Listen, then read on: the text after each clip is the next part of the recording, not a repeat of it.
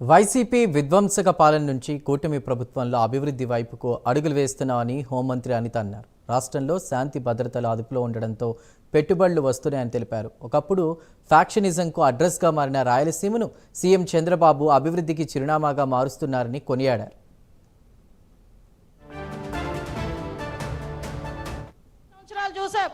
విధ్వంసంతో start అయింది, Prajavedika విధ్వంసంతో start అయింది. అనేక కేసులు పెట్టించుకున్నాం, అనేక రకాల జైళ్ళకి వెళ్ళాం. అభివృద్ధిలో శూన్యమైపోయింది. 20 సంవత్సరాలు వెనక్కి వెళ్ళింది.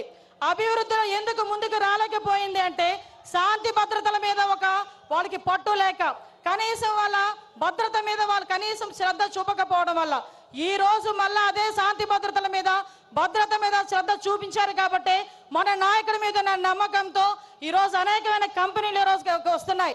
ఇంతకు ముందు రాయలసీమ గురించి ఫ్యాక్షనిజం గురించి మాట్లాడుకునే పరిస్థితి నుంచి ఈ రోజు ఉపాధి అవకాశాలు, ఫ్యాక్షన్ లోని చాలా మంది ప్రాణాలు కోల్పోతా ఉంటే అటువంటి వాళ్ళు ప్రాణాలు కోల్పోకూడదని ఫ్యాక్షనిజాన్ని సమూలంగా ఆ రోజు నాశనం చేసి ఈ రోజు అదే కత్తి పట్టిన చేత్తోనే ఉపాధి అవకాశాలు కల్పించిన పరిస్థితి.